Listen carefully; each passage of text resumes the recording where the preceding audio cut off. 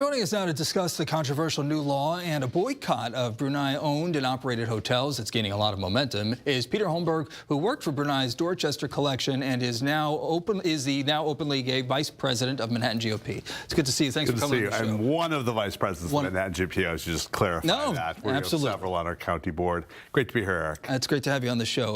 LGBT community faces threats like this in many countries. What is it that's making this particular new penal code so newsworthy right now? Is it any different? No, it's really, we've gotten to a point, this is not that different. Unfortunately, we've really normalized the mutilation and torture of LGBT people globally because we've turned a blind eye to it. When someone actually comes out and declares it openly in the way the Sultan has done, then it's shocking. I think this boycott is really reducing it to a stunt. It's a much larger issue, and I think in this country, once we had gay marriage secured, I think there was many people who thought, okay, now that we've got gay marriage in June of 2015, we'll go global. We'll look at Uganda. We'll look at other countries. What's happening in other countries?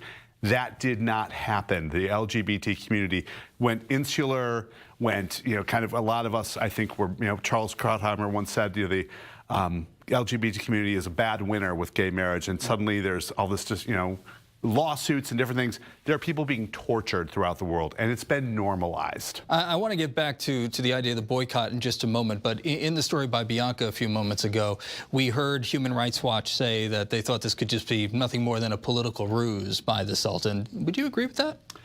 Well, it's a ruse would be if he was attempting to saying, oh, I'm going to make this legal. It is already legal to do. It is the law, so it's more than a ruse. It's not someone saying we would like to bring this into effect. That I could see, as sick and depraved as that would be a ruse. He is speaking the truth. He has the authority to do that in that country. So it's been normalized. It's legal. So many ways of describing this. Human Rights Watch calling the new penal code barbaric. And this goes beyond stonings for people having gay sex. This goes for other crimes as well. This goes for things like theft and adultery. And it's not just stonings. You're talking about amputations.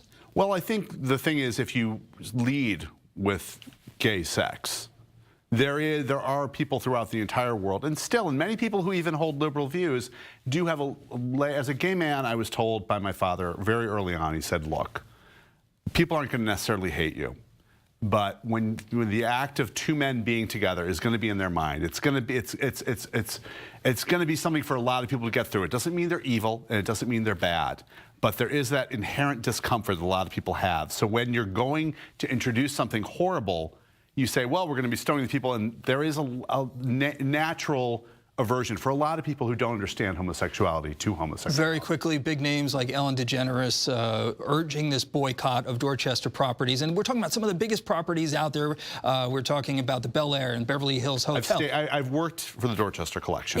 Is it going to help at all? No, it's not going to have any impact. The people who invest in foreign hotels are not doing it to earn a profit. They're doing it to have the properties there. I worked at the Plaza Hotel. I worked at the New York Palace. Foreign ownership, royal foreign ownership wants the properties in place. So when they bring their entourages there, everything is there, and there's show places for them. Month to month, they're not looking at average daily room rate. They're not looking at those things, and it's not going to have an effect. It's reducing a global tragedy to a stunt. All right. Peter Holmberg, thanks so much for being here. Thank you.